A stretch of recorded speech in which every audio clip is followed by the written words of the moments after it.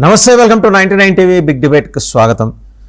రెండు ప్రధాన అంశాలు. బంగ్లాదేశ్కి ఇమిగ్రెంట్ వీసాలు నిలిపేసింది అమెరికా. దాదాపు 75 దేశాలకి, అందులో బంగ్లాదేశ్. సమస్య ఏంటంటే కొందరు అక్కడ ఇక్కడ ఫ్యామిలీ ఏమో బంగ్లాదేశ్లో ఉంటే అక్కడ పనిచేస్తున్న వాళ్ళు అక్కడ ఉంటున్నారు. సరే, ఈ ఒక్క బంగ్లాదేశ్కే పరిమితం కాదు ఈ ఫెసిలిటీ, మొత్తం 75 దేశాలకి. మరోపక్క డిటెక్ట్, డిలీట్ అండ్ డిపోర్ట్ ఆపరేషన్ని దేశవ్యాప్తంగా చేపట్టాలని కేంద్ర ప్రభుత్వం నిర్ణయించింది. అందులో భాగంగా ఇప్పటికే రాష్ట్రాలను జల్లెడపడుతూ వస్తుంది. మహారాష్ట్ర దాకా వచ్చేసింది ఆల్రెడీ. రేపో మాపో తెలంగాణ, ఆంధ్రప్రదేశ్ కూడా రావచ్చు. ఎందుకంటే ఇది చాలా ప్రధానమైన సమస్యగా పరిణమించింది. ఎవడో వస్తాడు, ఎప్పుడో వస్తాడు, ఎందుకు వస్తాడో తెలియదు. వాడి దగ్గర బంగ్లాదేశ్ కార్డ్స్ ఉంటాయి అండ్ ఇక్కడ తీసుకున్న దొంగ కార్డులు, thanks to Mamata Banerjee and our team, వాళ్ళ ద్వారా పొందినవి అవి తీసుకొని ఇంకా డిసెండ్ అవుతూ వస్తున్నారు. పారిపోయిన వాళ్ళు బంగ్లాదేశ్కి పారిపోగా మిగిలిన వాళ్ళందరూ ఏంటంటే సేఫెస్ట్ జోన్గా వాళ్ళు చూసుకుంటున్నది హైదరాబాద్. మిగిలిన అన్ని ప్రాంతాలు, హైదరాబాద్ ఒకటి, కేరళ ఒకటి. కేరళలో అయితే వీళ్ళందరూ బంగ్లాదేశ్ అక్రమ వలసదారులు ఏం చేస్తున్నారంటే అక్కడికి వెళ్ళి కొబ్బరి చెట్లకి పనిచేసే కార్యక్రమం ఒకటి పెట్టుకున్నారు. అక్కడ చీప్ లేబర్గా వీళ్ళు దొరుకుతారు.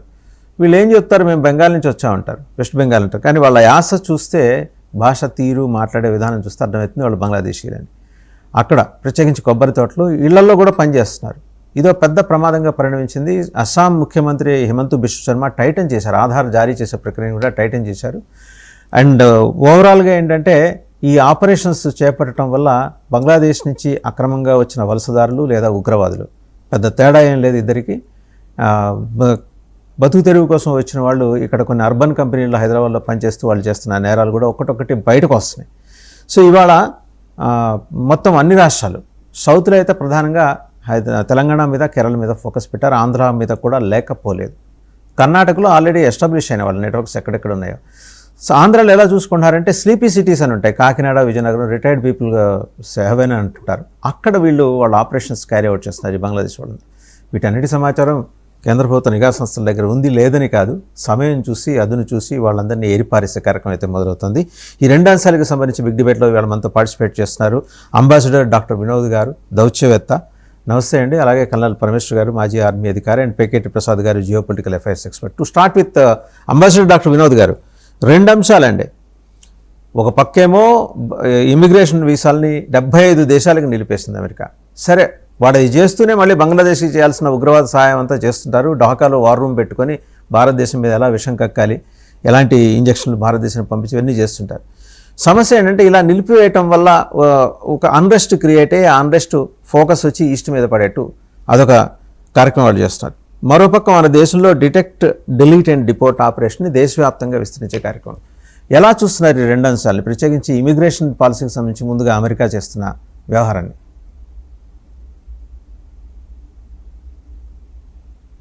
నమస్కారం. మీరు లేవనెత్తిన ఏదైతే విషయం ఉందో, ఇది ఇమిగ్రేషన్ పాలసీస్ ఆఫ్ అమెరికా వాళ్ళది ఎలా బంగ్లాదేశీస్కు ప్లస్ అదర్ 75 కంట్రీలకు ఎలా ఎఫెక్ట్ అవుతుంది అనేది, దానికి తోడు అఫ్ కోర్స్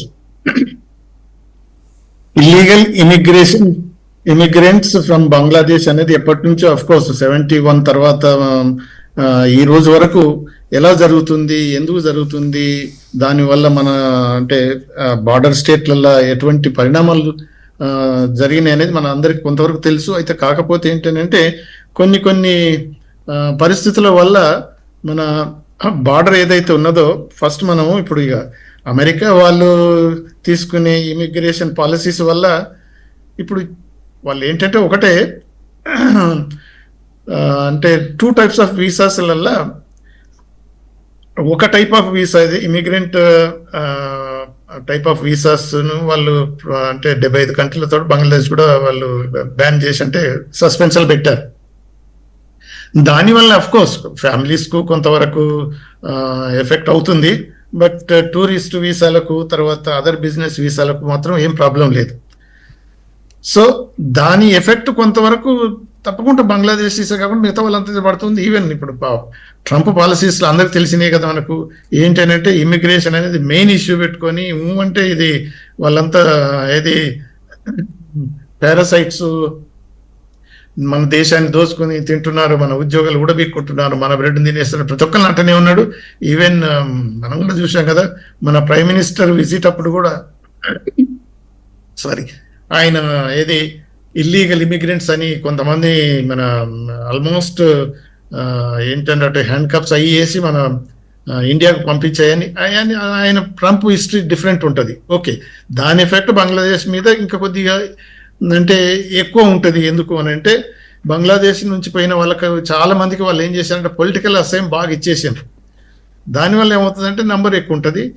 కాకపోతే ఏంటంటే ఇప్పుడు దాని ఎఫెక్ట్ లాంగ్ టర్మ్లో ఉంటుంది. ఎందుకంటే ఇది దాని ఇమిగ్రెంట్ వీసాల మీద పడేది ఏంటంటే గ్రీన్ కార్డ్ హోల్డర్స్ అనేది తర్వాత అప్లై చేసుకొని పర్మనెంట్ ఇది మన వాళ్ళ ఫ్యామిలీస్ చిల్డ్రన్ తీసుకుపోనీకి అవన్నీ కొద్దిగా ప్రాబ్లమ్స్ ఉండొచ్చు. పర్టికులర్లీ ఈ ముస్లిం కంట్రీస్ మీద ట్రంప్ ఒక విధమైన కఠిన చర్య తీసుకుంటుంది కాబట్టి అది సపరేట్ ఇష్యూ, వాళ్ళకు ఎఫెక్ట్ అవుతుంది. బట్ నార్మల్ టూరిస్ట్ వీసాస్కు బిజినెస్ వీసాస్కు మాత్రం ఏం ప్రాబ్లం ఉండదు. అంటే ప్రాబ్లం ఉండదని చెప్పలేము, ఎందుకంటే ఇప్పుడు ట్రంప్ అడ్మినిస్ట్రేషన్లో ఈ వాళ్ళ ఎంబసీస్కు కన్సులేట్స్కి ఇచ్చిన ఇన్స్ట్రక్షన్స్ ఏంటంటే ఎంత వీలైతే అంత వీసాస్ ఇవ్వటం కాదు, ఈవెన్ అపాయింట్మెంట్స్ కూడా ఇవ్వద్దు, డిలే చేయండి అనేది ఉన్నది. మనం ఇక్కడ కూడా చూసాం కదా, H1B వీసా వాళ్ళకి బైడెన్ టైంలో ఉన్నప్పుడు అక్కడ అమెరికాలోనే ఉండి వాళ్ళు రెన్యూ చేసుకునే వెసులుబాటు కల్పించి ఉండే. మన ట్రంప్ కొత్త ఈయన ప్రెసిడెంట్ ఇప్పుడు కొత్త రూల్స్ పెట్టేసి వీళ్ళందరూ అంటే మన ఇండియానే కాదు అందరు వెనకకే పోవాలి, వాళ్ళ కంట్రీస్ను అప్లై చేసుకోవాలి. అంటే దాని ఇండైరెక్ట్ ఎఫెక్ట్ ఏంటంటే వీళ్ళను అక్కడ పంపించాలి, అక్కడ మన ఎంబసీస్ కానీ కన్సులేట్స్ కానీ వీళ్ళకి అపాయింట్మెంట్లు వీసాలు ఇవ్వకుండా ఉండాలి. 6 నెలల తర్వాత వాళ్ళకి ఉద్యోగాలు పోవాలి. అదంతా అదే స్ట్రాటజీ లేక చూస్తున్నారు. అది అంత అంటే ఒక స్పెసిఫిక్ కంట్రీ కాకుండా అన్నిటికీ వర్తిస్తుంటుంది. అయితే మనం ఇప్పుడు వచ్చినట్టయితే బంగ్లాదేశ్ నుంచి వచ్చిన ఇల్లీగల్ ఇమిగ్రెంట్స్ మన ఇండియన్ బార్డర్ ఎందుకైతే పోరస్ బార్డర్ మనకు 4090 or 87 కిలోమీటర్స్ ఏదైతే ఉన్నదో లాంగ్ బార్డర్, దాంట్లో కొంతవరకు ఇప్పుడు త్రిపుర ఏరియాలో మాత్రం అది డిఫికల్ట్ బార్డర్, పోరస్ ఎక్కువ అంటే ఉన్నది. సో దానివల్ల వాళ్ళు ఇప్పుడు బంగ్లాదేశ్ ఇది అంటే అక్కడి కండిషన్స్ మనం చూసాం కదా, more economic than the political issues. దీని ఎకనామిక్ ఇష్యూస్లో ఉన్నప్పుడు ఏంటంటే మిగతాయి కూడా మళ్ళా ఏది ఇల్లీగల్ యాక్టివిటీస్ వీళ్ళంటే ఏదో బ్రతుకు తెరిగి వచ్చేలా అది సపరేట్, కానీ ఇల్లీగల్ యాక్టివిటీస్ కూడా చాలా జరిగినాయి. ఏంటంటే ఫేక్ కరెన్సీ అక్కడి నుంచి రావటం అనేది పాకిస్తాను ఎంకరేజ్ చేయడం వల్ల జరిగింది.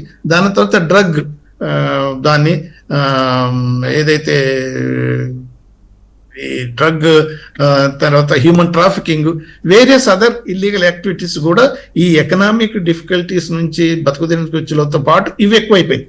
దానివల్లనే మనకు చాలా ప్రాబ్లమ్స్ తయారైపోయినాయి, ఇంక్లూడింగ్ టెర్రరిస్ట్ ఆర్గనైజేషన్స్ కూడా మన నార్త్ ఈస్ట్ స్టేట్లలో ఉన్న ఏదైతే అన్లాఫుల్ యాంటీ సోషల్ యాక్టివిటీస్ అన్ని కూడా అక్కడ నుంచి ప్రాయోజిత టెర్రరిస్ట్ సంస్థలు కూడా అక్కడ చాలా బలపడ్డాయి. అదే నేచురల్గా ఇప్పుడు మనకి ఏంటంటే ఇప్పుడు బంగ్లాదేశ్ 1971 ఎప్పుడైతే సపరేట్ అయిపోయిందో మనం అనుకున్నాం ఈస్ట్ పాకిస్తాన్ వెస్ట్ పాకిస్తాన్ ఒక హెడేక్గా ఉన్నది, కనీసం ఇప్పుడు మనకు కొంత తగ్గిపోతుంది అనుకున్నాం. కానీ దాన్ని బంగ్లాదేశ్ను ఇప్పుడు పాకిస్తాన్ చైనా రెండు ఉపయోగించుకొని యాంటీ ఇండియా యాక్టివిటీ చేయడం అనేది జరిగింది. పర్టికులర్గా ఇప్పుడు రీసెంట్గా జరిగిన అంటే డెవలప్మెంట్స్, షేక్ హసీనాను ఎప్పుడైతే వాళ్ళు అంటే ఇది యాంటీ షేక్ హసీనా గవర్నమెంట్ ఏదైతే మూవ్మెంట్ ఎక్కువైపోయి ఆవిడ దేశాన్ని వదిలిపెట్టి ఇండియాకు రావటం వల్ల, ఇండియాలో ఆవిడకు అసైలం ఇవ్వటం వల్ల యాంటీ ఇండియా సెంటిమెంట్ ఇంకా ఎక్కువైపోయింది బంగ్లాదేశీస్కు, పర్టికులర్గా యూత్ వాళ్ళందరికీ అయిపోవటం వల్ల దాన్ని వీళ్ళు మన ఇస్లామిక్ ఆర్గనైజేషన్స్ అడ్వాంటేజ్ తీసుకొని పాకిస్తాన్ ఎంకరేజ్మెంట్ తోటి చైనా ఎంకరేజ్మెంట్ తోటి ఎక్కువ యాంటీ ఇండియా యాక్టివిటీస్ అయిపోయి యాంటీ హిందూ చూసాం కదా, అంటే యాంటీ మైనారిటీస్ అయిపోయిందంటే బట్ యాంటీ హిందూగానే కనిపించింది అక్కడ. సో ఇటువంటి యాక్టివిటీస్ జరగటం వల్ల కొంతవరకు మనకు చాలా డిస్టర్బెన్స్ జరిగిపోయింది, రిలేషన్స్ కూడా దెబ్బతిన్నాయి. కాకపోతే ఏంటంటే ఇప్పుడు neighbour country we can choose our friends but we cannot choose our neighbours అనేది ఏదైతే ఉన్నదో we have to live with it. దానికి తోడు ఏమైందనంటే ఇది ఇంపార్టెంట్ బంగ్లాదేశ్ అనేది ఇప్పుడు మనం ఇది అమాంగ్ అవర్ నైబర్స్, దాంతోనే మనకు almost we have lot of trade relations, cultural relations, ఇవన్నీ అంటే Bangladesh dependent on Indian whatever trade, and then Indian grants, and then Indian energy, various other things. Even then, Bangladesh 2 రోజుల కింద మన బంగ్లాదేశ్ ప్రైమ్ మినిస్టర్ రెహమాన్ బీజింగ్కి వెళ్ళినప్పుడు China almost $6 billion worth of whatever aid ప్రకటించేసింది. అందులోనే కాకుండా ఇంకా వేరియస్ అదర్, అంటే ఇప్పుడు పోర్ట్ యాక్టివిటీస్ మనం ఏమంటున్నాం, China is trying to have అది మన స్ట్రింగ్ ఆఫ్ పెరల్స్ అనేది ఒక పద్ధతితోటి మన ఎన్సర్క్లింగ్ ఇండియా కాదు, బంగ్లాదేశ్ వాళ్ళు అంటే ఇంపార్టెంట్ ప్లేస్గా వాళ్ళ పోర్ట్లను, వాళ్ళ అదర్ యాక్టివిటీస్లను చైనా హెల్ప్ చేసి వాళ్ళ కంట్రోల్లో తీసుకోవడానికి చాలా ప్రయత్నం చేస్తుంది. కాబట్టి ఇప్పుడు మనకి ఏంటంటే ఈ బార్డర్ ఇష్యూ, ఇల్లీగల్ ఇమిగ్రెంట్స్, అది సెన్సిటివ్ ఇష్యూ అయిపోయింది. ఇప్పుడు మనం చేసింది ఏంటి, మనం 3Ds లో okay detect, delete or detain or deport, ఇదే పద్ధతిలో మనం ఏంటంటే కొంతవరకు ఇప్పుడు కొన్ని అంటే ఇంటర్నేషనల్ రిలేషన్స్లలో వీ హ్యావ్ టు అంటే మెయింటైన్ సర్టన్ అంటే ఫాలో సర్టన్ ప్రాక్టీసెస్. మనం ఏం చేస్తామంటే Bangladesh border security forces they are అంటే ఏమంటున్నారు, అక్యూజింగ్ అవర్ BSF పీపుల్ ఏంటంటే మీరు బంగ్లాదేశ్ నేషనల్స్ అని బలవంతంగా బార్డర్ నుంచి మా టెరిటరీకి తోస్తున్నారు. కానీ మన నిన్నగాక మొన్న మన external affairs ministry spokes person కూడా ఇచ్చిన క్లియర్ అంటే స్టేట్మెంట్ ఏంటంటే ఇప్పుడు 1-2 ఇన్సిడెంట్లు ఏంటంటే వాళ్ళు అక్కడి నుంచి ఏదైతే ప్రయత్నం చేస్తారు కదా బార్డర్ క్రాస్ చేసుకోనికి, అటువంటి అప్పుడు our border security forces they have to repel them. తప్పకుండా వాళ్ళను బంగ్లాదేశ్ బార్డర్ క్రాస్ ఇండియాలోకి రానివ్వకుండా ప్రయత్నం చేయాలి. అప్పుడు అవసరం వచ్చినప్పుడు కొన్నిసార్లు ఫోర్స్ఫుల్గా కూడా ప్రివెంట్ చేయాల్సి వస్తుంది. అలా కాకుండా ఇండియాలో ఆల్రెడీ ఉన్న ఇమిగ్రెంట్స్ను డిటెక్ట్ చేసి వాళ్ళంటే అదర్ డాక్యుమెంట్స్ వాటిని డిలీట్ చేసి సర్టన్ సెంటర్స్ ఏర్పాటు చేశారు, అక్కడ డిటైన్ చేసిన తర్వాత ఆల్ ప్రొసీజరల్ ఏదైతే ఉందో వీళ్ళ లిస్టులు ఇచ్చేస్తాం బంగ్లాదేశ్కి, మీ నేషనల్స్ ఇక్కడ ఉన్నారు, you have to take back అని. ఇప్పుడు నేను 88లో నేను జర్మనీలో ఉన్నప్పుడు వాళ్ళకి మనకు అప్పటి నుంచి కూడా మనకు ఇండియన్స్ చాలా మంది ఉన్నారు అప్పుడు. ఎందుకంటే మన ఇది పంజాబ్ టెర్రర్ ఆర్గనైజేషన్స్ ఏవైతే ఉంటాయో వాళ్ళ గ్రూపులంతా అక్కడ జర్మనీలో ఉండేవారు. వాళ్ళంతా పొలిటికల్ అసెంబ్లీ తీసుకొని ఏదో మమ్మల్ని అంతా పర్సిక్యూట్ చేస్తున్న ఇండియన్ అక్కడ పెట్టినప్పుడు వాళ్ళు కొన్ని లిస్టులు ఇచ్చారు మాకు, వీళ్ళు మీరు ఇండియన్స్ కాబట్టి తీసుకెళ్ళండి అని. సో అటువంటిప్పుడు మనకిందంటే ప్రొసీజర్ ఓకే, కానీ మేము ఐడెంటిఫై విజువల్ చూస్తున్నాం. అంబాసిడర్ డాక్టర్ వినోద్ గారి ప్రస్తుతం అది నార్త్ 24 పరగనాస్ బంగావ్ సరిహద్దు దగ్గర వాళ్ళు కంచె దాటుతున్నారు, అవతల నుంచి బంగ్లాదేశ్ నుంచి అక్రమ వలసదారులు లేదా ఉగ్రవాదులు. వాళ్ళకి పెద్ద తేడా ఏం లేదు, రెండు ఒకటే. ఈ కంచెను ప్రస్తుతం ఏంటంటే మనం కడుతున్నాం ఈరోజు స్మార్ట్ ఫెన్సింగ్ ఓకే, బంగ్లాదేశ్ సహకరించట్లా. This has become a very big menace now. దాదాపు 600 కిలోమీటర్లు పౌరస్ ఉంది, 2217 కిలోమీటర్లు బంగ్లాదేశ్కి వెస్ట్ బెంగాల్కి బార్డర్ ఉంటే అందులో 600 కిలోమీటర్లు పౌరస్. సరే BSFని ఆవిడ రానిలేదు, 15 ఏళ్ళు సమర్థవంతంగా బంగ్లాదేశ్ ఉగ్రవాదులకు సహకరించి వాళ్ళని రానియక ఇక్కడ దాకా తెచ్చిపెట్టింది. దానికోసం CIA ఆవిడకి మొన్న వచ్చినప్పుడు మార్కో రూబియో అప్రిసియేషన్ లెటర్ కూడా ఇచ్చేళ్ళాడు, 15 ఏళ్ళు బాగా పనిచేసావమ్మా మా కోసం అని చెప్పేసి. సో ఒకసారి కల్నల్ పరమేశ్వర్ గారి దగ్గర వెళ్ళాం. కల్నల్ పరమేశ్వర్ గారు, 2 అంశాలు ఇక్కడ, ఇమిగ్రేషన్ వీసాలని అమెరికా నిలిపేయటం, అందులో బంగ్లాదేశ్ ఉంటాం. ఇప్పుడు పక్కింటి వాడి సాగు కూడా మన నెత్తిన దరిద్రం తీసుకొచ్చి పెడుతుందనే దానికి వాడికి వచ్చే సమస్య కూడా రేపొద్దున మన మీద ప్రెషర్ తీసుకొస్తుంది. అమెరికా అక్కడితో ఆగిపోదు. సో కైండ్ ఆఫ్ రిఫ్ట్ని ఇనిషియేట్ చేయడానికి, ఎగ్జర్ట్ చేయడానికి, ఆ ప్రెషర్ ఎగ్జర్ట్ చేయడానికి ఇలాంటి ప్రాక్టీస్ వాళ్ళు రకరకాల మోడల్స్ వ్యాపారండి. అమీబా ఇటు నొక్కితే అటువైపు వ్యాపిస్తున్నట్టే అమెరికా కూడా అంతే. There is no difference. అమీబాకి అమెరికాకి పెద్ద తేడా ఏం లేదు. దీంతోపాటు ఇప్పుడు ఇన్ఎవిటబుల్గా మనం ఆపరేషన్ ఇది ఈ 3D ప్రోగ్రామ్ పెట్టుకోవాల్సి వచ్చింది అన్ని స్టేట్స్కి. ఎలా చూస్తున్నారు సార్ మొత్తం వ్యవహారాన్ని? మీకు ప్యాలెస్కి ప్రేక్షకులకి నమస్కారం అండి. చాలా రోజుల తర్వాత మళ్ళీ మీ డిబేట్లోకి వస్తున్నాను నేను. So valid point. పరమేశ్వర్ గారు, ఒకవేళ మీ దగ్గర ఫ్యాన్ ఏదైనా ఆన్లో ఉంటే ఆఫ్ చేస్తారా? కొద్దిగా డిస్టర్బెన్స్ ఉన్నట్టుంది. ఒకసారి డిస్టర్బెన్స్ ఉంది. ఇప్పుడు షుడ్ బి బెటర్. కొంచెం బెటర్ సార్. ఓకే, ఇంకా నాయిస్ వస్తుందండి? ఇంకొంచెం ఆ నాయిస్ వస్తుంది. బహుశా మీరు బ్లూటూత్ ఏమన్నా పెట్టుకున్నారా? ఇయర్ పాడ్స్ ఉన్నాయండి. So Earphones. ఇయర్ పాడ్స్ ఉన్నాయి. సో Nice వస్తుంది. Noise cancelling maybe. Okay Right, continue. ఓకేనా ఇప్పుడు వాయిస్ బాగా వస్తుందా? ఓకే, కంటిన్యూ చేయండి. Okay okay. సో ఒకటి అమెరికా వీసాస్ డినై చేయడం అనేది సింపుల్ అండి. అక్కడ వ్యాలిడ్ పాయింట్స్ వినోద్ గారు తీశారు. And his experience as an ambassador has also come out in ఆయన చెప్పిన వాటిలో ఆయన experience as an ambassador has also come out. So ఒకటి ఏంటంటే అమెరికా ఒకటి వాళ్ళ territorial intra territorial policy, extra territorial policy, అంటే కంట్రీ బయట ఉన్న పాలసీ, కంట్రీ లోపల ఉన్న పాలసీకి వ్యత్యాసం చాలా ఎక్కువ ఉంటుందండి. సో వాళ్ళు ఫార్మేట్ చేసిన ట్రబులే బంగ్లాదేశ్లో ఉన్నది. సిఐఏ ఫండెడ్ ఆపరేషన్ బంగ్లాదేశ్లో జరిగింది. సో బంగ్లాదేశ్లో వాళ్ళ ఇంట్రెస్ట్ వాళ్ళు ప్రొటెక్ట్ చేసుకోవాలి. బంగ్లాదేశ్లో వాళ్ళ ఇంట్రెస్ట్ వాళ్ళు ప్రొటెక్ట్ చేసుకుంటూ అక్కడ స్ట్రాటజిక్ ప్రెజెన్స్ అవన్నీ మెయింటైన్ చేసుకుంటూ ఆ అవుట్లో ఇప్పుడు బంగ్లాదేశ్ నుంచి ప్రాబ్లం అవుతున్నందుకు బంగ్లాదేశ్ నేషన్స్ చాలా మంది దేశం మొదలు వెళ్ళిపోతున్నారు. అది క్లియర్గా తెలుస్తుంది. సో వాళ్ళు యూఎస్ఏకి రాకుండా వాళ్ళ పాస్పోర్ట్స్ మీద టైటన్ చేశారు. వాళ్ళు టైటన్ చేసుకున్నారు వాళ్ళ సోర్స్లో కాకుండా. మిగతా దేశాలు ఎక్కడ పోయినా నాశనం అయిపోయినా మాకు సంబంధం లేదన్నట్టే బిహేవ్ చేస్తారు ట్రంప్. ఆయన బిహేవియర్ మీరు చూడొచ్చు. ఇన్నాళ్ళ నుంచి మా ఫ్రెండ్ మేము బ్లడ్ బ్రదర్స్ అన్న ఇజ్రాయల్ ఎట్లా ట్రీట్ చేస్తున్నాడు ఇప్పుడు తెలుస్తుంది ఇరాన్ కాన్ఫ్లిక్ట్ లో. సో వాళ్ళు వాళ్ళ టెరిటోరియల్ ఇంటెగ్రిటీ ప్రొటెక్ట్ చేసుకుంటారు. So I'm not surprise. ఆ పాస్పోర్ట్ పాలసీతో పెద్ద సర్ప్రైజ్ ఏం లేదు. అండ్ అమెరికా ఇది ఫస్ట్ టైం కాదు, చాలాసార్లు ఇదివరకు కూడా చేసింది అట్లా. ఏ దేశం నుంచి అయితే ఇన్ఫ్లో ఆఫ్ రెఫ్యూజీస్ ఉంటుందో, ఇన్ఫ్లో ఆఫ్ ఇల్లీగల్ ఇమిగ్రెంట్స్ ఉంటుందో ఆ దేశానికి ప్రొటెక్ట్ చేసుకోవడానికి పాస్పోర్ట్ రూల్స్ టైటన్ చేసేస్తారు వాళ్ళు. అండ్ రెండోది వాళ్ళ జాబ్ మార్కెట్ కి థ్రెట్ ఉంది. అంటే ఇండియా దగ్గర థ్రెట్ ఉన్నప్పుడు వాళ్ళు హెచ్పీ వీసాస్ టైటన్ చేయడం, మధ్యలో టైటన్ చేయడం, మళ్ళీ లూజ్ చేయడము ఇవన్నీ నడుస్తూనే ఉంటాయి. సో సర్ప్రైజింగ్ కాదండి నెంబర్ 1. బట్ నెంబర్ 2 ఏంటంటే మీ ఆపరేషన్ 3D కానీ లేకపోతే గుజరాత్ గవర్నమెంట్ స్టార్ట్ చేసింది ఆపరేషన్ డెల్టా. ఈ ఆపరేషన్స్ అన్ని సిమిలర్ అండి. Detect, delete and deport programme లో మీరు చూస్తే చాలా టీవీ ఛానల్స్ ఇంటర్వ్యూస్ కూడా వచ్చాయి ఇల్లీగల్ బంగ్లాదేశీస్. మమతా గవర్నమెంట్ ఉన్నప్పుడు మాకేం ప్రాబ్లం లేదు, ఎవరైనా డాక్యుమెంట్ అడగలేదు, ఇప్పుడు సడన్ గా డాక్యుమెంట్ అడిగితే ఎక్కడి నుంచి వస్తాయన్నారు. సో ఇవన్నీ cascading effect and related problems అని చెప్పుకోవచ్చు అండి. అంటే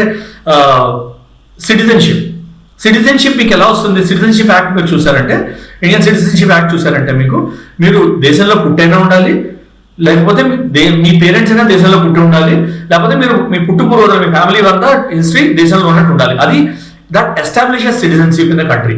మిగతా ఏదైనా డాక్యుమెంట్స్ మనం ఆర్గ్యూ చేస్తున్నాము. ఇప్పుడు ఓవైసీ గారు కూడా చాలా మంది నేసేయర్స్ కూడా పికప్ చేస్తున్నారు. సడన్ గా పాస్పోర్ట్ ఐడెంటిటీ డాక్యుమెంట్ కాదంటే, సడన్ గా ఆధార్ ఐడెంటిటీ డాక్యుమెంట్ కాదనట్లేదండి, సిటిజన్షిప్ డాక్యుమెంట్ కాదంటున్నారు. అండ్ దానికి చూడాలంటే 1967 పాస్పోర్ట్ యాక్ట్ కూడా చూడొచ్చు మీరు. పాస్పోర్ట్ యాక్ట్ లో ఏముంటుంది? అది passport can only be travel document. Passport extraordinary circumstances of non citizens కి కూడా ఇష్యూ చేయొచ్చు అని యాక్ట్ లోనే ఉంది. It's legislation. సో అలాంటప్పుడు మీరు తీసుకెళ్తే మీ పాస్పోర్ట్ వల్ల మీరు సిటిజన్ అని, నా పాస్పోర్ట్ వల్ల సిటిజన్ కాదని ఎలా ఎస్టాబ్లిష్ చేస్తుంది గవర్నమెంట్? అలాంటిది అంత వాల్యూమ్, స్టేట్ వైజ్ వాల్యూమ్ ఎలా డిసైడ్ చేస్తుంది? సో వాళ్ళు ఏమంటున్నారు, ఈ బర్త్ సర్టిఫికేట్స్ అవి తీసుకురండి, లేకపోతే మీ పేరెంట్స్ డొమిసైల్ సర్టిఫికేట్స్ తీసుకురండి, అవి ఉంటాయి కదా, బర్త్ సర్టిఫికేట్స్ ఉంటాయి కదా, అవి తీసుకురండి అని అంటున్నారు. సో దానిలో ఎంత మెరిట్ ఉంది, ఎంత మెరిట్ లేదని తర్వాత మాట్లాడుకుంటే, ఇది గవర్నమెంట్ ఆఫ్ ఇండియా 2013 లో ఫైల్ చేసింది కోర్ట్ కేసులు. And 2 times supreme court he's clarified ఇది కరెక్ట్ కంటెన్షన్. పాస్పోర్ట్, ఆధార్ ఇవన్నీ ఏవైతే ఉన్నాయో ఇవన్నీ they can be only assumption of citizenship, they are not final proof of citizenship అని క్లియర్ గా కోర్టే ఉంది. సో ఎందుకు చెప్తున్నాను అంటే, ఇప్పుడు మీకు 3D దీనిలో కూడా చాలా మందికి ఆధార్ కార్డు ఇష్యూ చేసేసారు Mamata Banerjee government. And Aadhaar is a central government run అని చాలాసార్లు ఆమె స్టేజ్ మీదకి వచ్చి చెప్పింది. కానీ మీరు ఆధార్ కార్డు మీరు చూసారంటే ఏమవుతుంది, ఇవాళ శ్రీలంక బోర్డర్ నుంచి తమిళనాడులోకి ఎవరైనా వచ్చారనుకోండి, బంగ్లాదేశ్ బోర్డర్ అనుకోండి, బెంగాల్లో కానీ అస్సాంలో కానీ వచ్చారంటే ఫస్ట్ రెస్పాన్సిబిలిటీ ఎవరు? ఆ బోర్డర్ విలేజ్ లోకి వెళ్తారు వాళ్ళు. కరెక్టే కదా, ఎగిరి ఎక్కడికో వెళ్ళిపోరు, ఫస్ట్ ఆ బోర్డర్ విలేజ్ లోకి వస్తారు. ఇల్లీగల్ ఇమిగ్రెంట్ అనేవాడు వాడు ఎయిర్ప్లేన్ పట్టుకుని రాడు, ఎందుకంటే పాస్పోర్ట్ కంట్రోల్స్ ఉంటే పట్టుకుంటాడు. సో బై గ్రౌండ్ వస్తారు. వచ్చినప్పుడు ఏమవుతుంది, లోకల్ గవర్నమెంట్స్ అంటే ఏంటి? పంచాయతీ కన్నా ఇంకా లోవర్ లెవెల్ గవర్నమెంట్స్ ఏంటి? ఆ విలేజ్ పట్వారీ ఉంటాడు, ఆ పట్వారీ వ్యాలిడేట్ చేస్తాడు, అవును నువ్వు ఇక్కడ రెసిడెంట్వే, నువ్వు ఆధార్ కార్డుకి క్లెయిమ్ చేసుకోవడానికి హక్కుదారుడు అని ఒక డాక్యుమెంట్ ఇస్తాడు, పంచాయతీ స్టాంప్ వేసి. ఆ డాక్యుమెంట్ బేస్ మీద మీకు ఆధార్ దొరుకుతుంది. సో ఆ ఆధార్ బేస్ మీద మీరు పాస్పోర్ట్ కల్నల్ పరం గారు, మీరు ఇప్పుడు ఒక విజువల్ చూస్తున్నారు. మమతా బెనర్జీ ప్రభుత్వ హయాంలో ఏ రకమైన అరాచకం జరిగింది అనేది ఇప్పుడు పోలీస్ యంత్రాంగం అక్కడ చూపిస్తుంది. ఫస్ట్ నకిలీ ఆధార్ కార్డు ఇస్తారు, దాని నుంచి ఏం చేస్తారు ఓటర్ ఐడి, దాని నుంచి పాన్ కార్డ్, దాని నుంచి రేషన్ కార్డ్, చివరికి ఇండియన్ పాస్పోర్ట్. ఎక్స్ప్లెయిన్ చేస్తున్నారు, ఆఫీసర్ ఎక్స్ప్లెయిన్ చేస్తున్నారు మొత్తం ఎలా జరిగింది దందా అంతా అని చెప్పేసి. అదే పాయింట్ చెప్తున్నానండి. So it all starts with that local audio కూడా విందాం, పోలీస్ ఆఫీసర్ చెప్పింది ఒకసారి విందాం. ఆయన ఏం చెప్తున్నారు. बांग्लादेश का पासपोर्ट वाला तुरंत भारत आके भारत में आधार कार्ड बनवा लेता है, आप देख सकते हैं। और इस तरह के बांग्लादेश में जो इसका नाम है हसमत खलीफा है, और इंडिया में जब इसने बनाया तो इसने सुजान शेख के नाम से बनाया, मतलब से नाम तक बदल दिया, नाम बदल दिया, यहां तक कि उम्र भी बदल दी इसने। कहाँ बनवाते थे आपके? बंगाल में बनाए, बेचने में आएंगे ना, पूछताछ होगी ना, तो आप समझ सकते हैं माता का नाम पिता का नाम सब बदल दिया, मतलब कुछ आइडेंटिटी नहीं छोड़ी अपनी। 3 बार वीजा पे आया सर, बाकी इलीगल। एक आदमी इलीगल घूमता था, एक वीसा पे आता था, टूरिस्ट वीसा पे, आप देख सकते हैं। చూసారు కదా సార్, అంత స్పష్టంగా బంగ్లాదేశ్లో వాడిది ఓ పేరు, ఇక్కడ ఓ పేరు, అక్కడ వాళ్ళ అమ్మా నాన్నల పేరు వేరు, ఇక్కడ వచ్చేప్పటికి వేరు. కరెక్ట్. సో అదే ఎగ్జాక్ట్లీ అదే ఎక్స్ప్లెయిన్ చేస్తాను. సో లోకల్ పట్వారీ మీకు ఐడెంటిటీ డాక్యుమెంట్ ఇచ్చేస్తున్నాడు, ఆ డాక్యుమెంట్ పేరు మీద తీసుకెళ్ళి మీరు ఆధార్ అంటున్నారు. ఇప్పుడు దాని తర్వాత వాడు ఏం చేస్తున్నాడు, ఆ ఆధార్లు అవన్నీ పట్టుకుని వేరే స్టేట్స్కి వెళ్ళిపోతున్నాడు. ఇప్పుడు స్టాటిస్టిక్స్ ప్రకారము 2007 లో జరిగిన ఒక స్టాటిస్టిక్స్ ప్రకారం 12 మిలియన్ బంగ్లాదేశీస్ ఉన్నారు ఇల్లీగల్ ఇండియాలో, అంటే 1.2 crores. ఇప్పుడు అశ్విని ఉపాధ్యాయ గారు ఒకటి పిటిషనర్ ఉన్నారు, ఆయన 2017 మళ్ళీ 19 లో ఆయన ఫైల్ చేశారు ఒక అఫిడవిట్ కోర్టులో. దాదాపు 5 కోట్ల మంది ఇల్లీగల్ బంగ్లాదేశీలు ఉన్నారు ఇండియాలో. ఎవరు చేస్తున్నారు వాళ్ళ ఐడెంటిటీ చెక్, వాళ్ళ ఐడెంటిటీని ప్రూవ్ చేసి వాళ్ళు కరెక్ట్ ఐడెంటిటీ తోటి కరెక్ట్ డాక్యుమెంట్స్ లోకి ఇండియాలోకి వచ్చారు, వాళ్ళతో వచ్చారని చెప్పి ఎవరు ఎస్టాబ్లిష్ చేస్తున్నారు. దీని మీద ఒక సర్వే కావాలి, జ్యుడిషియల్ ప్యానల్ కావాలని పెట్టాడు. అది స్లో ప్రాసెస్ లో వెళ్తుంది, అది వేరే విషయం. సో బట్ దెన్ పాయింట్ ఏంటంటే ఇలాంటి కన్సర్న్స్ ఉన్నాయి. అండ్ ఇప్పుడు కరెంట్లీ మీరు మాట్లాడారంటే biggest danger is cities like Hyderabad and Bengaluru. Hyderabad లో maximum settlement of Rohingyas and Bangladesh ఉన్నారు. అందుకే ఇప్పుడు ఓవైసీ గారు ఎగురుతున్నారు. ఓవైసీ ఏమంటున్నారు, ఈ సడన్ గా మీరు వచ్చి Aadhaar card, passport, identity documents కాదంటే ఎలా కుదురుతుంది. చాలా ట్రిక్కీగా మాట్లాడతారండి, పొలిటీషియన్స్ కూడా చాలా ట్రిక్కీగా మాట్లాడతారు, బైనరీగా మాట్లాడరు. ఐడెంటిటీ డాక్యుమెంట్స్ కాదని ఎవరు అనట్లేదు. మీ proof of residentship, proof of citizenship చూపించండి అంటున్నాం. సరే ఐడెంటిటీ కార్డు ఉంది నీది ఒక పేరు, నీ పేరు పరమేశ్వర్, ఓకే, నీ సిటిజన్షిప్ ప్రూఫ్ ఏంటి? Aadhaar is not citizenship proof, passport may not be citizenship, may not be citizenship proof. అలాంటిది ఇర్రివోకబుల్ గా ఎస్టాబ్లిష్ చేసేదండి బర్త్ సర్టిఫికేట్ చూపించు. మీరు ప్రస్తావన చేశారు కాబట్టి కల్నల్ పరమేశ్వర్ గారు రోహింగ్యాల గురించి, ఎక్కడో అక్కర్లా షేక్పేట్లో ఉన్న పాస్పోర్ట్ సేవా కేంద్ర ఎదురుగుండా ప్రతి శని ఆదివారాల్లో ప్లకార్డులు పట్టుకొని కూర్చుంటారు, ఐఎమ్ ఏ రోహింగ్యా, డొనేట్ మీ. అదేం బెగ్గింగ్ కాదు, బెదిరించడం ఉంటుంది. వెంకట్ ప్రసాద్ గారు, so astonishing facts. Ambassador doctor Vinod 3 దశాబ్దాల పైగా దౌత్యవేత్తగా వివిధ దేశాల్లో పనిచేశారు. వారు చాలా ముఖ్యమైన అంశాలు ప్రస్తావన చేశారు. అండ్ కల్నల్ పరమేశ్వర్ లేవనెత్తింది కొంచెం అలామింగ్గా ఉంది. 5 కోట్ల మంది బంగ్లాదేశీయులు భారతదేశంలో ఉంటాం. అండ్ మన కళ్ళ ముందు హైదరాబాద్లో 46,000 మంది రోహింగ్యాలు ఉన్నారు. వాళ్ళ కోసం 3 ఫుట్బాల్ క్లబ్బులు కూడా ఉన్నాయి. మీకు పెద్ద ఎత్తుక్కోకర్లా గోల్కొండ దగ్గర వెళ్తే బోర్డు కూడా కనిపిస్తుంది, ఒక బోర్డు. ఇంకోటేమో ఇటు తిరుమలగిరి వైపు ఒకటి పెట్టారు, ఇంకోటి ఓల్డ్ సిటీలో పెట్టారు. అడ్రస్లు కూడా మీరు కొడితే వస్తుంది. వాళ్ళంతా క్రమశిక్షణగా, పద్ధతిగా, అక్రమంగా చొరబడి మరీ ఇక్కడ జీవిస్తున్నారు. వాళ్ళ సంగతి ఏంటో ఇప్పుడు తేలాలి. ఇండియా 5 కోట్ల మంది సంగతి ఏంటో తేలాలి. ఈ ఆపరేషన్ అదే డిటెక్ట్, డిలీట్, డిపోర్ట్ వివిధ రాష్ట్రాల్లో వేరు పేర్లతో, గుజరాత్లో ఆపరేషన్ డెల్టా హంట్, తెలంగాణలో పెట్టబోతున్నారా లేదా? ఎందుకంటే ఇందాక మన నెత్తిన వచ్చి ఒక పిడుగు పడబోతోంది హెచ్చరించారు కల్నల్ పరమేశ్వర్. వాళ్ళందరూ పారిపోయిన వాళ్ళు పారిపోగా మిగిలిన వాళ్ళు దారులు ఎత్తుకుంటూ ఇక్కడికి వచ్చి రెస్టారెంట్లు, హైదరాబాదు, ఆంధ్రప్రదేశ్, కేరళలో రెస్టారెంట్లో పని కుదిరి, లేకపోతే ఈ అర్బన్ ఈ హౌస్ కీపింగ్ కంపెనీలో పని కుదిరి వచ్చి దాడులు చేసి, దోపిడీలు చేసి, హత్యలు చేసి పారిపోయే పరిస్థితి ఏర్పడింది. వాళ్ళ మీద నిఘా ఇంతవరకు లేదు. మొదటిగా చర్చలో పాల్గొన్న పెద్దలకు నమస్కారం, శుభోదయం అండి. ఈ 3D స్ట్రాటజీ ఏదైతే ఉందో, డిటెక్ట్, డిలీట్ అండ్ డిపోర్ట్, ఇది ఒక మల్టీ లేయర్డ్ స్ట్రాటజీ అండి. దీంట్లో ఈ యాక్ట్స్ ఏవైతే ఉన్నాయో, ఈ స్ట్రాటజీ ఏదైతే ఉందో ఇది మనకు ఆల్రెడీ దీనికి ఒక ఫౌండేషన్ ఉంది. ఫస్ట్ మనం చూడాల్సింది ఏంటంటే అస్సాం ఎజిటేషన్ జరిగినప్పుడు, అస్సాం అకార్డ్స్ సైన్ అయినప్పుడు ఈ సిటిజన్ కట్ ఆఫ్ డేట్ ఏదైతే పెట్టుకున్నారో ఎస్పెషల్లీ బంగ్లాదేశీలకు వచ్చేసరికి 24th March 1971. దాని తర్వాత ఎంతమంది అయితే బంగ్లాదేశీలు అయితే వాళ్ళు వచ్చేసారో మన డెమోగ్రఫిక్స్ చేంజ్ అయిపోయాయి. అంటే దీంట్లో చూడాల్సిన అంశం ఏంటంటే over a period of the time మనకి ఇక్కడ రెండు చూసుకోవాల్సింది, యాజ్ పర్ ద లా ఎలా టైట్ చేసుకుంటూ వచ్చామో ఇంప్లిమెంటేషన్లో వచ్చేసరికి మనము ఎఫిషియన్సీ ఇప్పుడు ఎలా పెరిగింది అనే అంశం. సో లా ఏవైతే ఉందో ఫారినర్స్ యాక్ట్ మనకి 1946 నుంచి ఉంది మనకి, కానీ ఇంటెలిజెన్స్ లేకపోతే బార్డర్ ఇన్ఫ్రాస్ట్రక్చర్ వచ్చేసరికి మమతా బెనర్జీ ఏం చేసిందంటే బెంగాల్ని ఒక హబ్గా పెట్టుకుని మిగతా రాష్ట్రాల్లోకి ఈ అక్రమ చొరబాటుదారులని బంగ్లాదేశ్ నుంచి వచ్చిన వాళ్ళని పంపించడం జరిగిందండి. అయితే ఇప్పుడు టెక్నాలజీ పరంగా ఇప్పుడు బార్డర్స్ ని టైట్ చేస్తున్నారు, బయోమెట్రిక్స్ పెడుతున్నారు, ఇంకా ఏఐని స్క్రూటినీ చేస్తున్నారు. మనం సార్ అవి కూడా చూసాము. అయితే ఇంకా చెప్పాలంటే ఎప్పుడో 1946 లో ఉన్న యాక్ట్ ని వాటిలన్నింటినీ అంటే 3 డిఫరెంట్ యాక్ట్స్ ఉండేదాన్ని ఒక సింగిల్ యాక్ట్ గా చేశారు, ఇమిగ్రేషన్ అండ్ ఫారినర్స్ యాక్ట్ 2025.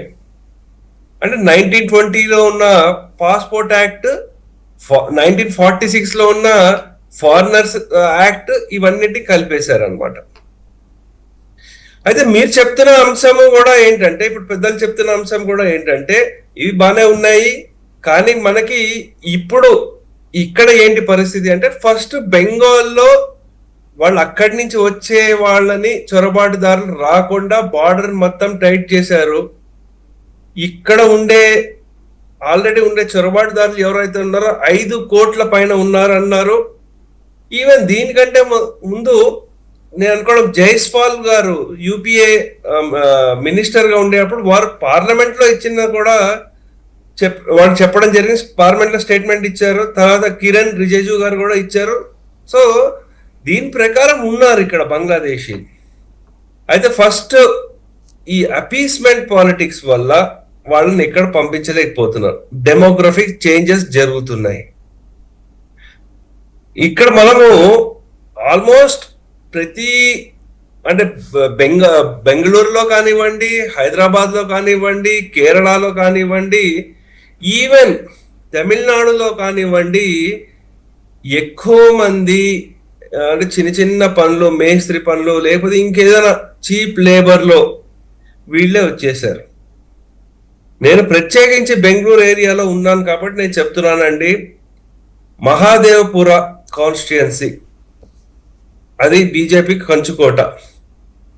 దానికి వ్యతిరేకంగా లేకపోతే ఓటర్ బేస్ ని ఎక్స్పాండ్ చేయడానికి బంగ్లాదేశీలు చాలా మంది స్థిరపడ్డారు.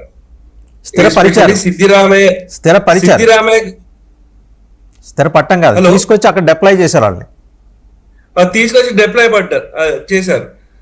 అక్కడ ఒక ఏరియా అంటే వాళ్ళకి అందరికి ఒకడు పెద్ద మేస్త్రి లాంటి వాడు ఒకడు ఉంటారు, అతను తీసుకొస్తాడు, మధ్యలో కాంట్రాక్టర్ తీసుకొచ్చి అక్కడ పెట్టేస్తాడు. అలాగే Jayanagar area in Bengaluru is predominantly middle class area. దాంట్లో కూడా డెమోగ్రఫిక్స్ చేంజ్ చేశారు, బీటీఎం లేఅవుట్ లో చేంజ్ చేశారు. సిద్దిరామయ్య గవర్నమెంట్ 2013 నుంచి 2018 ఆ టైంలో ఫస్ట్ టర్మ్ ఆయన చేసిన పని ఇది. ఇప్పుడు మనం హైదరాబాద్ లో చూస్తోంది కూడా ఆల్మోస్ట్ సిమిలర్ లైన్స్ లో జరుగుతోంది. అయితే దీని వల్ల ఏమవుతుందంటే ఈవెన్ నేటివ్ ముస్లిమ్స్ కూడా వాళ్ళు కూడా తిరగబడుతున్నారు. బెంగాల్లో జరిగింది అది. ఈవెన్ ముస్లిమ్స్ అక్కడ ఉండే actual Bengali Muslims Bangladeshi Muslims వ్యతిరేకంగా వెళ్ళారు. సో ఇక్కడ కూడా జరగబోతుంది అది. సో ఎంతైనా అపీస్మెంట్ పాలిటిక్స్, ఓవైసీ వీళ్ళు ఎంత సపోర్ట్ చేస్తే ఇక్కడ ఉండే ముస్లిమ్స్ కూడా వాళ్ళకి తిరగబడతారండి. సో దీంతో ఫస్ట్ చూసుకోవాల్సింది ఇక్కడ ఆల్రెడీ ఇప్పుడు సర్ అయితే స్టార్ట్ అయింది నెక్స్ట్ ఈ నెల రోజులు. అఫ్ కోర్స్ అది ఎలక్షన్ కి సంబంధించింది దీంతో సంబంధం లేదు కాదు, దాంతో పాటు ఇంకా భయాలు మొదలయ్యి ఇక్కడ ఉండే వాళ్ళు వేరే చోటికి వేరే స్థావరాలకు వెళ్ళిపోయే అవకాశం ఉంది, సేఫ్ హబ్స్ కి. సో నేను అనుకోవడము ఈ ప్రక్రియ ఇంకా 2-3 సంవత్సరాలు కంటిన్యూస్ గా నడుస్తుంది, ఇది వెంటనే అవ్వదు ఇది. దాంతో పాటు డిపోర్టేషన్ వాళ్ళు ఇంకా ఒప్పుకోవట్లేదు వాళ్ళు బంగ్లాదేశీ. అది ఈ ఎగ్జాంపుల్ చూసుకుంటే మనకి అస్సాం, వెస్ట్ బెంగాల్ అయితే టైటన్ చేశారు, దక్షిణాది రాష్ట్రాల్లో ఇంకా టైట్ చేయాల్సిన అవసరం చాలా ఉంది. లేదంటే మన దేశ సురక్షిత వ్యవహారంలో మనం కాంప్రమైజ్ అవుతున్నట్టు. అయితే మీరు ఇంకొక అంశం తీసింది ఏంటంటే ఇక్కడ మనకి యుఎస్ లో కూడా చెప్పారు, యుఎస్ లో కూడా 2 జరుగుతోంది అక్కడ. ఒకటి సెక్యూరిటీ పరంగా ఏం చేస్తున్నారు, పొలిటికల్లీ ఎందుకు చేస్తున్నారు. ఒకటి సెక్యూరిటీ ఏంటంటే ఎవరు ఒప్పుకున్నా ఒప్పుకోకపోయినా ట్రంప్ చేస్తోంది ఏంటంటే యుఎస్ లో ఉండే మహానగరాలు ఏవైతే ఉన్నాయో న్యూయార్క్ లాంటివి, వాట్లని మరో లండన్ లేకపోతే బర్మింగ్హామ్ కాకుండా ఆయన కాపాడుకుంటున్నారు. ఎందుకంటే అక్కడ ఉండే క్యాబ్ డ్రైవర్లు వాళ్ళందరూ కూడా బంగ్లాదేశీలే. డెమోగ్రఫిక్ చేంజెస్ అవ్వకుండా అక్కడ కాపాడుకుంటున్నారు. ఇప్పుడు కూడా చూసుకుంటే న్యూయార్క్ సిటీ మొత్తము డెమోక్రటిక్స్ కే సపోర్ట్ చేస్తున్నారు. ఎందుకంటే అక్కడ ఉండే ఇమ్మిగ్రెంట్స్ అందరు ఎవరైతే ఉన్నారో వాళ్ళు డెమోక్రటిక్స్ కే సపోర్ట్ చేస్తారు, రిపబ్లికన్స్ కి సపోర్ట్ చేయరు. నెక్స్ట్ పొలిటికల్లీ కూడా ఎందుకంటే ఇంపార్టెంట్, మిడ్ టర్మ్ ఎలక్షన్స్ వస్తున్నాయి అక్కడ. రిపబ్లికన్స్ కి కోర్ సపోర్టర్స్ వచ్చేసరికి వర్కింగ్ క్లాస్.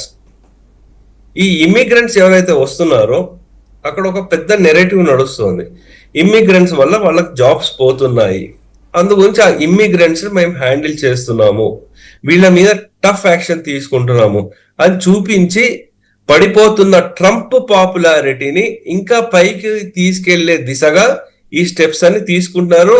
అతి వేగంగా చేసి ఆ మళ్ళీ సర్వేల్లో ఇతని పాపులారిటీ పెంచే ప్రయత్నం వీళ్ళు చేస్తున్నారండి. సో యుఎస్ లో జరుగుతోంది సెక్యూరిటీ పరంగా, పొలిటిక్ పరంగా.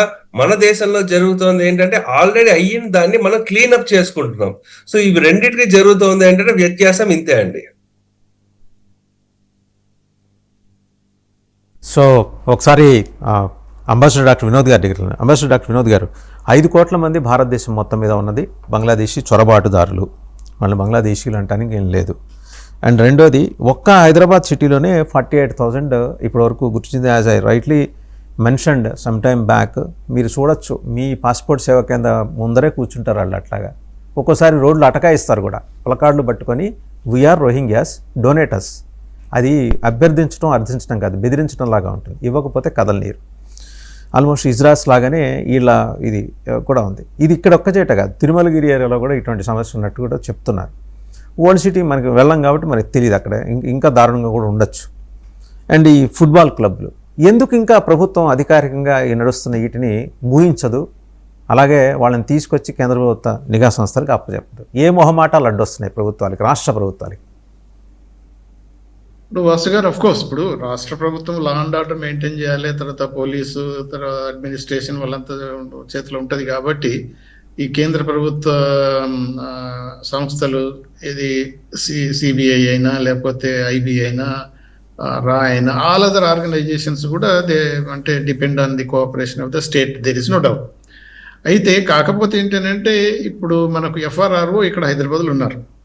సో ఎవరైనా ఫారినర్ వచ్చినప్పుడు వాళ్ళు రిజిస్టర్ చేసుకోవాలి అక్కడ. సో నేను కూడా చాలాసార్లు ఎఫ్ఆర్ఆర్తో కూడా డిస్కస్ చేస్తుంటాను. కొంతమంది పాపం అంటే స్టూడెంట్స్ వస్తుంటారు, ఇంక్లూడింగ్ బంగ్లాదేశ్ అయినా, నేపాల్ అయినా, లేకపోతే ఈవెన్ అదర్ కంట్రీస్ నుంచి వచ్చేవాళ్ళకైనా వాళ్ళకి సరి అయిన టైంలో వీసాలు గ్రాంట్ చేయకపోతే వాళ్ళకి అకాడమిక్ ఇయర్ దెబ్బతింటుందని వాళ్ళు మమ్మల్ని వచ్చి అప్రోచ్ అయినప్పుడు నేను మాట్లాడుతుంటాను, వాళ్ళు ఇస్తున్నారు రీజనబుల్గా. అదే టైంలో కూడా వాళ్ళకు నేను చెప్తుంటాను, ఎందుకంటే ఇల్లీగల్గా ఇమిగ్రెంట్స్ ఎవరైతే ఉన్నారో ఇక్కడ చాలామంది, అంటే మనం ఒక మాట ఏంటంటే ఆల్మోస్ట్ మోర్ దాన్ 50% వాళ్ళు లీగల్గా ఎంటర్ అయ్యారు టూరిస్ట్ వీసా మీద లేకపోతే మెడికల్ వీసా మీద. దెన్ అప్పుడు ఇక వచ్చిన తర్వాత హైదరాబాద్ చేరుకోగానే ఇక్కడ జనాల్లో కలిసిపోయి మళ్ళీ ఇక టైం అయిపోయిన తర్వాత డ్యూరేషన్ ఒక 3 నెలలు ఇస్తాం, 6 నెలలు ఇస్తాం, దాని తర్వాత వెళ్ళిపోరు. ఇక్కడ ఇల్లీగల్గా అయిపోతారు. ఇప్పుడు మీరు చూసాం కదా, ఆధార్ కార్డు ఎలా ఇస్తున్నారు, దాని తర్వాత ఓటర్ లిస్టులు ఎలా పేర్లు వస్తున్నాయి.